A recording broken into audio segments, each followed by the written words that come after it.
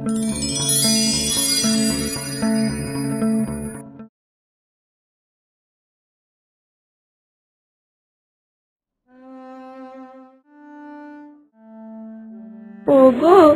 তুমি আমায় ক্ষমা করে দাও গো। বেঁচে থাকতে আমরা দুজন এক হতে পারিনি, তাই মরে গিয়েই আমরা দুজন এক হব। কতদিন তোমার জন্য আমি অপেক্ষাই করে গেছি, কিন্তু বুঝিনি তোমার এরকম অবস্থা হয়েছিল। এবারে আমাদের আর কেউ আলাদা করতে পারবে না, কেউ পারবে না।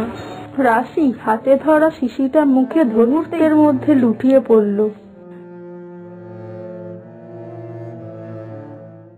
দিন কয়েক পর ভোলা যখন কাঠ কাটতে এসেছিল জঙ্গলে, তখন সে একটা পচা গলা গন্ধ পায়।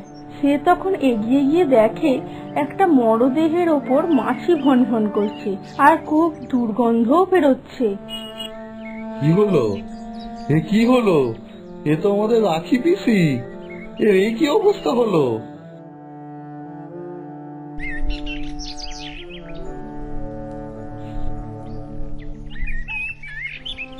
আহা গো, পিসি এরম অবস্থা হলো কি করে?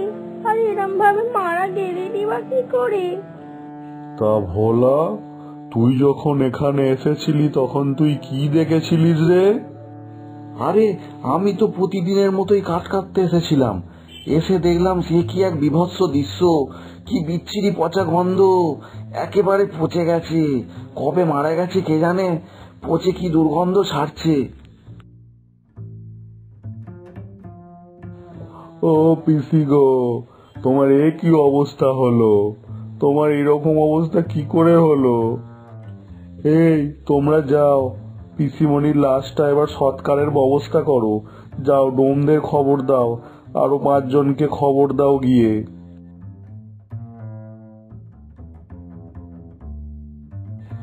একটু দাঁড়াও তো, পিসিমার ওই শাড়ির আঁচল থেকে কি যেন একটা দেখা যাচ্ছে, একটা সাদা কাগজ বাঁধা আছে মনে হচ্ছে। দাঁড়াও দাঁড়াও, 1 মিনিট দাঁড়াও তো। গ্রামের ছোট বাবু এগিয়ে গিয়ে দেখলো পিসি একটা চিঠি লিখে গেছে, আর তাতে লেখা আছে তার শেষ ইচ্ছার কথা। তাতে লেখা আছে তার মৃত্যুর জন্য কেউই দায়ী নয়, কিন্তু তার একটা শেষ ইচ্ছা হলো আমাদের শেষকৃত্য যেন একসাথেই হয়। পিসিমা চিঠিতে লিখছেন নিজেই নাকি আত্মহত্যা করেছেন, আর ওর সাথে আমাকে দাহ করার কথা বলছে।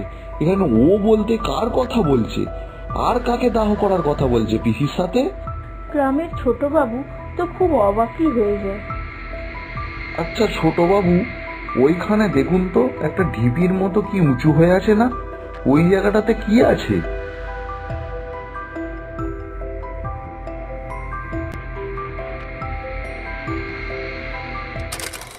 কি বলছো হারুকাতা? পিসির শেষ ইচ্ছা আমরা পূরণ করব না? দেখতে হবে তো ওখানটাতে কি আছে। হ্যাঁ হ্যাঁ, ছোট বাবু ঠিকই বলেছেন। পিসির শেষ ইচ্ছা আমাদের পূরণ করতেই হবে। পিসি খুব ভালো ছিল, আমাদের গ্রামের জন্য সবসময় ভাবতো, আমাদের সবাইকে খুব ভালোবাসতো।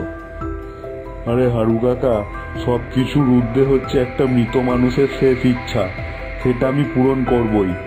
আমি এখনই মাটি খুঁড়বো, সে পরে আমি বাবার সাথে কথা বলে নেব খুনি, কিন্তু এখন এই মুহূর্তে মাটি খুঁড়তেই হবে, দেখতেই হবে ওই ঢিবির নিচে কি আছে। এই তোরা যা তো, জায়গাটা খোঁড়া শুরু করে দে।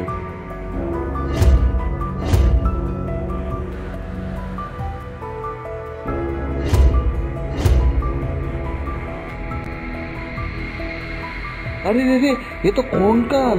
আরে ছোট বাবু দেখে যান তাড়াতাড়ি, এখানে একটা কঙ্কাল বেরিয়েছে। কার কঙ্কাল হতে পারে এটা?